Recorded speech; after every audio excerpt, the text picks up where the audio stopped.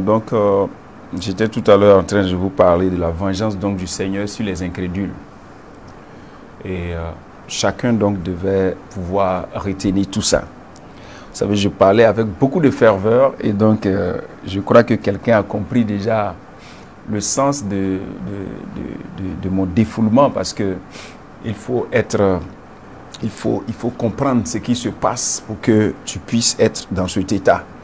Donc, c'est une occasion pour celui qui m'a entendu de pouvoir donc se réconcilier avec Dieu dès maintenant. Vous savez que Dieu nous a tellement aimés qu'il a donné son Fils Jésus afin que quiconque croit en lui ne périsse point. Mais n'oubliez pas que Jésus a été déjà investi comme roi. Et parce qu'il a été investi comme roi, alors celui donc qui ne l'acceptera pas, à la fin, il n'y aura pas donc de retour en arrière. Donc, raison pour laquelle donc, vous devez comprendre que Jésus-Christ a été... Donc, on va vous donner des passages qui pourront donc vous permettre de savoir qu'effectivement, il y a une vengeance de ce roi qui a été établi. Et Hébreux, le chapitre 12, le verset 2. Donc, je voulais d'abord vous saluer rapidement. J'ai commencé sans vous... je vous resalue. Voilà. Que Dieu vous bénisse. Et pour vous dire qu'effectivement, on a eu un problème ici d'électricité. Je sais que vous l'avez constaté. Et on est revenu pour que vous puissiez donc revoir la suite. Et je pense que ça me donne assez de force de pouvoir vous parler de ce que j'avais prévu vous dire. Je pense que c'est Dieu aussi qui a permis ça pour que donc, je puisse toucher le point que je devais toucher. Que Dieu nous bénisse. Donc, prenez les quelques passages là rapidement pour que vous puissiez donc savoir que le roi qui a été établi, nous qui sommes ses fils, nous qui sommes ses serviteurs, nous devons le servir sur la terre. Mais pour les incrédules, eh bien, pour ceux qui l'ont refusé comme roi, eh bien, il y a une vengeance. Et c'est pour ça qu'il va les jeter dans les temps de feu. Donc, c'est pour cela qu'il faut que tu puisses saisir la main de Dieu qui est donnée maintenant, parce qu'après, tu n'auras pas l'occasion donc de te ressaisir. Tu es béni au nom de Jésus-Christ. Hébreux, le chapitre 10, le verset 12. Hébreux, le chapitre 10, le verset 12. Lui, après avoir offert un seul sacrifice pour les péchés, s'est assis pour toujours à la droite de Dieu, attendant désormais que ses ennemis soient devenus ses marchepieds. Donc ses ennemis deviendront ses marchepieds, ça veut dire qu'il va donc se venger sur ses ennemis. Actes chapitre 2, le verset 36, que toute la maison d'Israël sache, donc avec certitude, que Dieu a fait Seigneur, Dieu a fait Seigneur et Christ, ce Jésus que vous avez crucifié. Actes chapitre 10, le verset 42. Actes chapitre 10, le verset 42. Jésus nous a ordonné de prêcher au peuple et d'attester que c'est lui qui a été établi juge des vivants et des morts. Tous les prophètes, donc Jésus nous a ordonné de prêcher et de dire quoi? Que c'est lui qui a été établi juge des vivants et des morts. Donc vous voyez que dans Apocalypse chapitre 20, à partir du verset 11, là, celui qui est assis sur le trône, vous devez savoir que en fait, ce n'est pas quelqu'un d'autre. C'est celui à qui on a remis le jugement, c'est-à-dire le Fils de Dieu. Donc vous devez comprendre que c'est lui qui va juger l'humanité. Celui que tu auras refusé ici, c'est devant lui que tu vas comparaître. Raison pour laquelle, quand tu as cette occasion-là d'accepter Jésus, ne refuse pas. Parce que demain, il sera trop tard. Il ne faut pas écouter ton voisin. Il ne faut pas écouter ta voisine.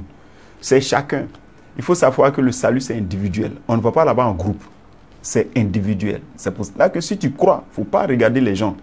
Tu crois déjà dans ton cœur. Ne regarde pas les gens. Et puis confesse quand on va te donner l'occasion tout à l'heure de confesser. Jean le chapitre, toujours Actes chapitre 10, verset 42. Donc, je continue toujours avec Actes chapitre 10, verset 42. Et Jésus nous a ordonné de prêcher au peuple et d'attester que c'est lui qui a été établi par Dieu, juge des vivants et des morts. Tous les prophètes rendent de lui le témoignage que quiconque croit en lui reçoit par son nom le pardon de ses péchés. Donc, ça veut dire que si vous croyez en Jésus, vous allez recevoir le pardon de votre péché. Donc, ça veut dire que si vous avez cru en lui maintenant, vous ne serez pas donc jugé. Mais si vous n'avez pas cru, eh bien, vous serez jugé et condamné. Donc, Jean le chapitre 5, le verset 22. Je vous redis les passages que j'ai donnés tout à l'heure. Donc, Le Père ne juge personne, mais il a remis tout jugement au Fils, afin que tous honorent le Fils comme il honore le Père. Une fois, il y a un de mes enfants qui m'a posé une question de savoir, mais pourquoi les gens s'acharnent donc à ne pas dire que Dieu a un fils. Satan le dit exprès, parce qu'il sait que si tu refuses le Fils, tu as refusé le juge. Si tu as refusé la main du Fils, tu as refusé la main du salut. Il le sait. Raison pour laquelle il abuse, il trompe les gens pour ne pas que les gens donc prennent conscience de tout ça. Philippiens le chapitre 2, le verset 9. C'est pourquoi Dieu l'a souverainement élevé et lui a donné le nom au-dessus de tous les noms, afin qu'au nom de Jésus-Christ, tous genoux fléchissent dans les cieux et sur la terre, sous la terre. Et que toute langue confesse que Jésus-Christ est Seigneur à la gloire de Dieu le Père. Donc Jésus a été déjà investi. On lui a donné le nom au-dessus de tous les noms. Ça veut dire que devant lui, tout genou doit fléchir. Sur la terre, normalement, nous on fléchit genou devant Jésus parce qu'on se soumet à lui, on l'a accepté. Et toi, est-ce que tu l'as accepté? Il est le roi du ciel et de la terre. Ce n'est pas toi qui as fait de lui le roi. C'est Dieu qui a fait de lui le roi. Toi, on te demande de l'accepter comme roi. C'est différent. Ce n'est pas toi qui fais de lui le roi. Ce n'est pas un pouvoir démocratique pour que ce soit toi qui le votes pour qu'il devienne président. Non. Jésus a été déjà fait roi. Toi, on dit qu'il faut l'accepter pour qu'il règne sur toi. Pour que tu reçoives de lui ce qu'il a reçu du Père. Si tu le refuses, tu ne recevras pas la vie. Et alors, ce sera donc la vengeance éternelle que tu vas recevoir. Raison pour laquelle quand tu es un humain, il faut faire très attention à toi. Et puis, il faut surtout écouter la parole que les évangélistes ou bien les pasteurs prêchent concernant Jésus-Christ. Parce qu'il s'agit de ta vie. Il s'agit de la sécurité que tu dois avoir pour ne pas tomber donc, dans le feu de la géhenne. Si quelqu'un t'a dit que l'enfer n'existe pas, il faut lui dire que le jour où tu seras là-bas, tu vas m'appeler pour me dire que ça existe. Vous voyez, parce qu'on n'a pas besoin donc d'une démonstration. La parole de Dieu, là, elle est vraie. Elle n'a pas besoin d'être démontrée. Donc, vous devez donc comprendre que l'enfer existe et il y aura un jugement dernier. Et Jésus a donné sa vie pour que nous puissions être épargnés de ce jugement. Je vous ai expliqué le salut sous deux plans. Je vous ai parlé du premier volet qui nous pousse, qui nous amène donc à ne pas, donc, à pouvoir être inscrits dans le livre de vie comme des justes. Parce que nos œuvres ne sont pas bonnes. Donc, raison pour laquelle Dieu va s'appuyer sur les œuvres de son Fils pour pouvoir nous justifier et nous sauver et nous mettre dans le livre de vie. Donc, vous devez savoir que les œuvres de Jésus vont compter. Et c'est les œuvres de Jésus qui sont notre espoir. Ça, c'est un. Deuxième volet, il faut être vivant pour être inscrit dans le livre de vie et ne pas donc être jeté dans le temps des feux. Pourquoi? Parce que ce sont les morts qu'on juge. Et les morts, leurs œuvres ne comptent pas. Donc, c'est pour cela que Jésus a donné le Saint-Esprit pour qu'on ait la vie. Donc, quand vous croyez en Jésus, vous recevez le Saint-Esprit qui vous donne la vie. Donc, à partir de la vie que vous avez, votre nom est inscrit également dans le livre de la vie. Et alors, vous ne passez pas en jugement. Maintenant, ce que j'ai ajouté pour terminer cette partie-là, j'ai dit que pour nous qui sommes déjà sauvés, pour nous qui avons déjà la vie éternelle, pour nous qui avons déjà l'Esprit de Dieu vivant en nous, pour nous qui avons cru en Jésus et qui sommes en Christ, la Bible dit que nos œuvres maintenant comptent. Pourquoi? Pas pour un jugement, mais pour une récompense. Et donc nous devons pour cela, pour que ce qui compte, ce n'est pas nos réalisations sur la terre ici. Ce qui compte, ce n'est pas le fait que nous ayons exploité nos talents dans un autre sens pour avoir l'argent pour faire. Non, non. Si nous avons exploité nos talents dans le sens de servir les objectifs de Dieu, que j'ai dit que ces objectifs-là se trouvent dans l'Église. Donc, lorsque vous poursuivez les buts de Dieu qui se trouvent dans l'Église, alors vous êtes en train de participer donc à l'œuvre de Christ sur la terre. Donc, en ce moment, vous aurez part donc à son héritage dans les cieux. C'est-à-dire, je veux dire, vous aurez donc la récompense qui est prévue pour vous. Parce qu'il y a une nouvelle terre et il y a des nouveaux cieux. Dieu va vivre avec nous par son Fils Jésus-Christ qui sera au milieu de nous comme notre roi, effectivement. Comme la manière dont on voit le globe terrestre ici, il y aura donc un roi sur ce globe terrestre-là. Et donc, tout le monde sera dépendant de lui. Mais les choses seront classifiées. Il établira des uns sur les autres, etc., etc., pour organiser donc son royaume. Et là-bas, il n'y aura pas de mort, il n'y aura pas donc de souffrance, etc., parce qu'il vivra avec nous et il régnera sur nous de manière juste et de manière équitable. Donc, c'est ça, l'humanité est à la recherche de ça, mais l'humanité ne sait pas. Parce que c'est inscrit dans l'homme qu'il est à la poursuite d'un bien-être. C'est pour ça que vous voyez par exemple des Africains se cacher dans des bateaux pour aller se chercher en Europe. Parce que chacun cherche un mieux-être. Mais le mieux-être, tu ne trouveras pas ça ailleurs. Parce qu'il y a beaucoup, ils arrivent en Europe, mais là-bas encore, il y a d'autres problèmes qui les attendent. Parce qu'ils se disent que en quittant peut-être l'Afrique, ils seront donc dans un paradis peut-être en Europe. Non, le paradis, ça ne se trouve pas en Europe. Le paradis, ça ne se trouve pas aux États-Unis. Le paradis n'est pas aussi non plus en Afrique. Le paradis, c'est de l'autre côté. Donc, le lieu auquel l'homme aspire, hein, c'est un autre lieu en fait qui n'est pas de ce monde. Et c'est pour ça que Jésus a donné sa vie.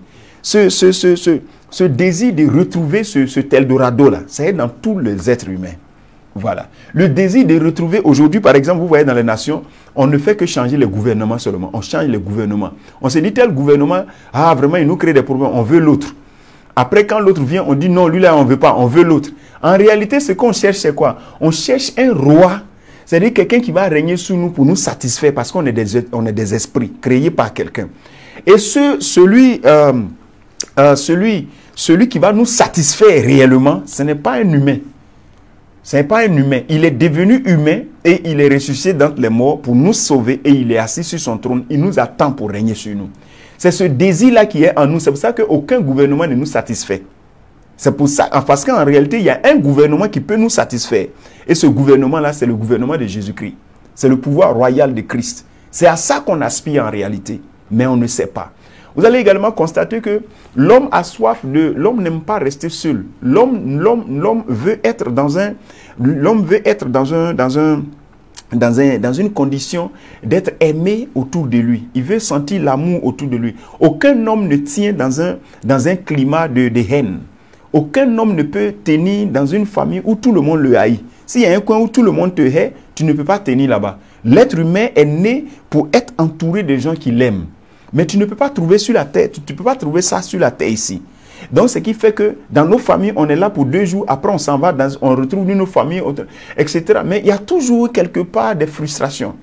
Le lieu où tu seras, où tout le monde va t'aimer, où il n'y aura aucune haine quelque part, où celui même qui sera établi sur toi va t'aimer, c'est ce monde-là que Jésus-Christ est en train de créer.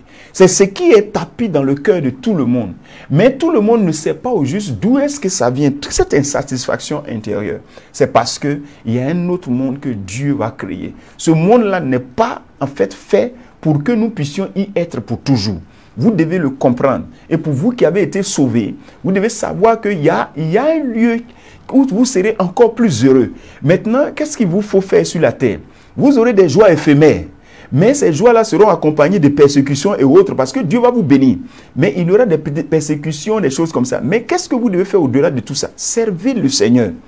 Même si vous avez servi le Seigneur pendant 100 ans, votre récompense sera grande.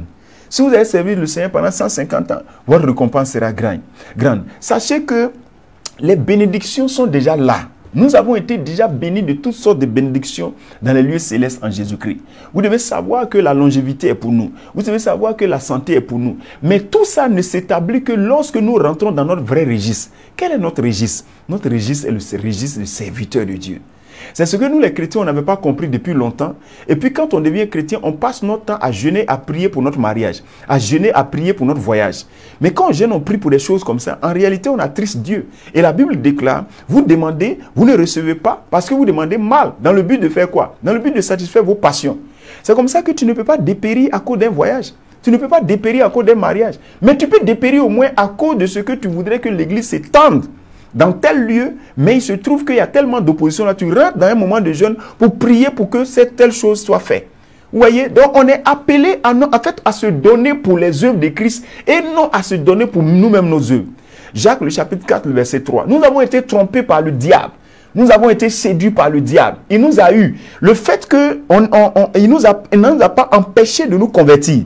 Maintenant, il nous attend sur là où Dieu va nous bénir. Toutes nos bénédictions sont liées au service de Dieu. Parce qu'en réalité, nous ne vivons plus pour nous-mêmes. Mais qu'est-ce que nous avons fait de notre vie? Nous sommes les plus égoïstes. Nous sommes même devenus plus égoïstes même que les non-convertis. Nous poursuivons nos propres buts. Nous sommes à l'église dans le but d'un intérêt. On n'est pas prêt pour Jésus-Christ. On est assis là dans le but qu'il n'a qu'à nous bénir. Et pourtant, ce qu'il nous a donné est déjà suffisant. Et les bénédictions sont déjà arrêtées là. Matthieu 6, verset 31 jusqu'à 33 dit que nous, normalement, on ne doit pas nous inquiéter pour nous-mêmes. On dit que c'est les païens qui doivent s'inquiéter pour eux-mêmes. Mais qu'est-ce qu'on a fait de notre vie? On a passé notre temps à nous inquiéter pour nous-mêmes. Même quand on sert Dieu, on le sert encore avec intérêt pour nous encore. Ça fait qu'on passe plus de temps sur nous-mêmes. Ça veut dire qu'on n'a pas grandi. Sinon, quand tu deviens mature, tu ne penses pas à toi-même. Quand tu deviens mature, tu n'as même pas le temps même de prier pour tes sujets personnels. Mais quand tu es encore un bébé, c'est là que tu es toujours donne-moi, donne-moi, donne-moi. Je t'ai prêché pour que tu puisses comprendre, en fait, l'égoïsme du chrétien là, c'est ça qui fait son problème. Sinon, Dieu, vous avez l'impression que certaines personnes, par exemple, quand vous les voyez jeûner ou bien souffrir pour les histoires de mariage ou de fiançailles, vous avez l'impression que Dieu est méchant. En réalité, ce n'est pas parce que Dieu est méchant. C'est parce que les choses sont faites de telle sorte, les choses sont déjà calculées de telle sorte que c'est pour les serviteurs en fait. Toutes les bénédictions que vous voyez sur la terre ici, c'est pour ceux qui sont utiles à Dieu. C'est pour ça que si tu veux les avoir, c'est tellement simple. Tu n'as qu'à simplement servir Dieu, les intérêts de Dieu, parce que c'est placé là pour aider les intérêts de Dieu. C'est comme l'argent du gouvernement. Tu es sûr qu'on prend l'argent du gouvernement pour donner à n'importe qui? Non. C'est comme le salaire des fonctionnaires. Tu es sûr que le salaire des fonctionnaires, on peut prendre ça pour aller donner à une veuve au village? Non. Mais il y a des gens qui s'alignent chaque mois devant la banque. Ils s'en vont chercher quoi? Ils s'en vont chercher leur salaire. L'argent qu'on leur donne là, c'est parce qu'ils ont servi qu'on leur donne. Maintenant, dites-moi, les budgets qu'on donne aux différentes institutions, est-ce que les budgets là sont donnés pour que les gens aillent construire leur maison au village? Non. Les budgets sont donnés parce qu'il y a des besoins dans le service. Par exemple, il peut avoir qu'il y a le petit matériel qui manque, par exemple, dans un service. Il peut avoir que le service a besoin, par exemple, d'un véhicule de service. Il peut avoir que, par exemple, le service a besoin, par exemple, la climatisation est gâtée, on doit changer. Donc, il y a un budget qui vient pour servir à ça. Donc, sache que quand le budget vient, c'est parce qu'ils ont besoin de certaines choses. Et on veut les mettre dans de bonnes conditions pour qu'ils puissent atteindre les objectifs de l'État. C'est comme ça que le gouvernement de Dieu sur la terre, Dieu donne des choses pour que tu sois dans de bonnes conditions pour atteindre ses objectifs. Si tu ne sais pas que Jésus est un roi, tu ne pourras jamais comprendre que c'est un gouvernant. Jésus, c'est un gouvernant. Et parce que c'est un gouvernant, quand tu es sous le royaume de Dieu, quand tu es dans le royaume de Dieu, il faut savoir qui tu es. Regarde, le fait que tes trucs sont compliqués. Et tu es devenu un problème dans l'église. C'est-à-dire que tu n'as plus de problème. Toi-même, tu es devenu un problème dans l'église. Pourquoi? Parce qu'en fait, tu n'as pas compris qui tu étais. Ah, oublie ça et puis commence à servir Dieu. Tu vas voir comment Dieu va changer les choses sans que tu ne transpires. Mets-toi à servir et puis aie confiance à l'Éternel. Aie confiance à l'Éternel et puis sers-le. Au lieu de prier pour toi-même, au lieu de... Regarde, attends, je vais te poser une question. Dieu peut-il trahir? Dieu ne trahit pas. Dieu est-il menteur? Toi qui as cru en lui, donc tu le considères toujours comme un menteur. Tu crois qu'il ne te voit pas? Tu crois qu'il ne sait pas que tu as besoin de telles choses? Tu te précipites pourquoi? Tu veux gâter ta vie pourquoi? Tu veux avoir honte pourquoi? Tu te précipites de gauche à droite. Jésus à qui tu as fait confiance, tu ne l'as jamais vu, mais tu lui as fait confiance. Continue d'avoir confiance en lui. Il te dit que quand tu le sais, c'est là qu'il est satisfait. Et puis toutes les choses vont t'accompagner. Il a dit, ne vous inquiétez pas, Matthieu chapitre 6, verset 31. Ne vous inquiétez donc point. Ne dites point, que mangerons-nous? Que boirons-nous? De quoi serons-nous vêtus? Verset 32. Il dit, ce sont ces choses-là, ce sont les païens qui les cherchent. Hein? Il dit, car toutes ces choses, ce sont les païens. Parce que les païens ne connaissent pas Dieu. C'est eux qui les cherchent. Votre Père sait que vous en avez besoin. Dieu sait que tu as besoin d'habits. Dieu sait que tu as besoin de ceci. Dieu sait que tu as besoin de cela. Mais sers-le. Et le verset 33 dit, cherchez premièrement le royaume et sa justice. C'est-à-dire que cherchez les objectifs de Dieu. Poursuivez-les et il va tout vous donner. Il va tout vous donner parce qu'il sait que vous en avez besoin. Je vous en prie, quand on est chrétien, là, il faut que vous compreniez que vous devez servir. Et puis arrêtez de vous battre sur le terrain avec les païens. Vous n'êtes pas de ce type-là. Vous êtes déjà sauvés. Vous êtes les fils de Dieu. Arrêtez donc de vous débattre. Et puis commencez à évangéliser. Évangéliser. Qu'est-ce que vous devez faire encore en plus? Vous êtes dans une église. Cherchez à faire partie d'une église. Ce que je vous ai dit. Cherchez à faire partie d'une église. Soyez membre d'une église. Quand on dit membre d'une église, ça ne veut pas dire faiseur de culte. C'est-à-dire tu viens, tu fais culte et puis tu sors. Je ne parle pas de ça. Hein. Je parle de membre d'une église. Quand tu es là, ça veut dire qu'on sait que tu fais partie de l'église. Et tu joues un rôle précis dans l'église. Tu vas voir que Dieu va subvenir à tous tes besoins parce qu'il sait que tu en as besoin. Puisque tu es utile, tu en as besoin. Alors, tu verras que rien ne te manquera. Tu vois que tu entends aujourd'hui parler de maladies et autres qui tuent les gens.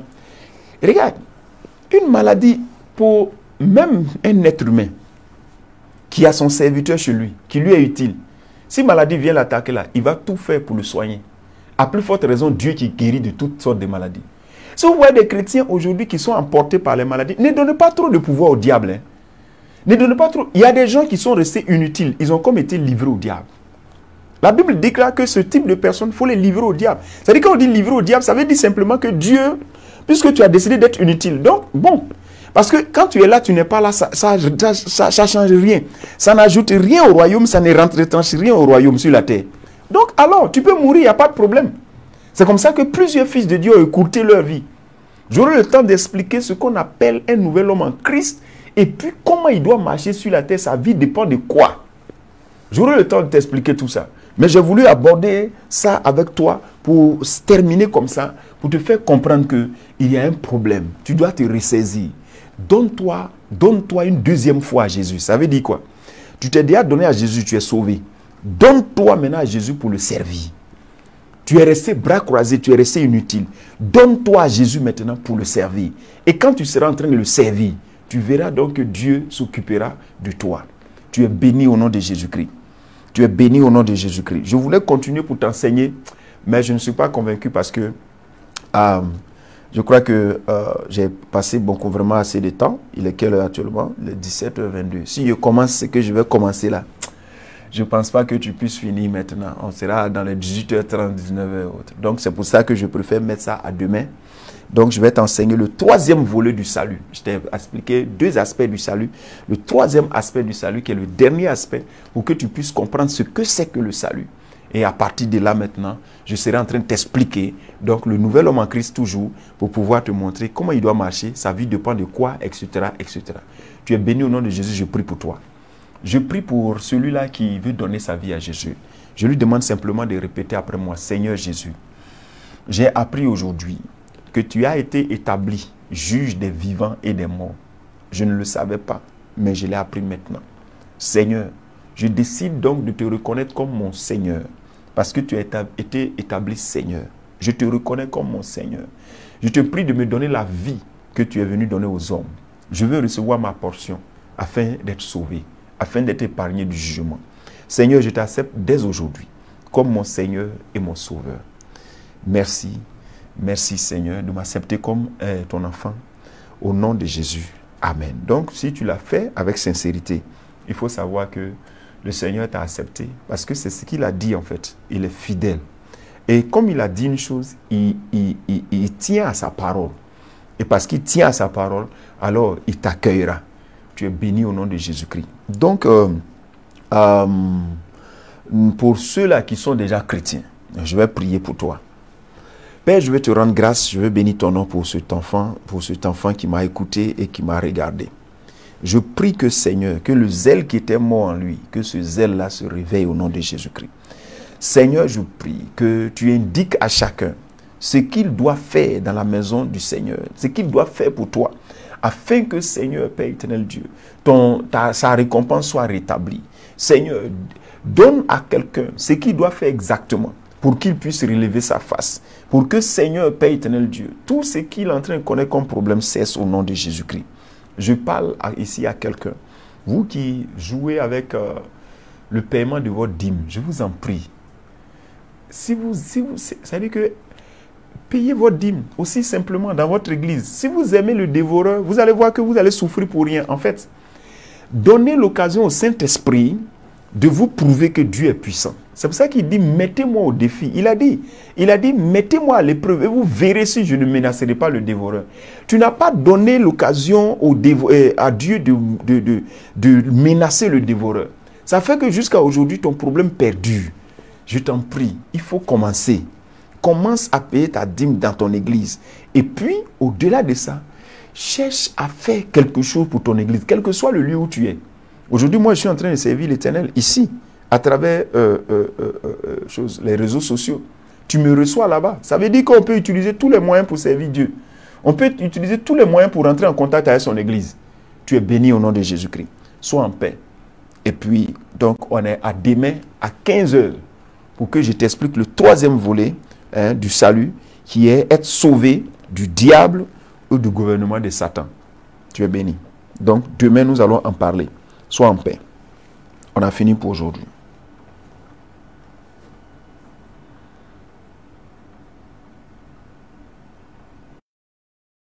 vont arriver pour toi au nom de Jésus-Christ.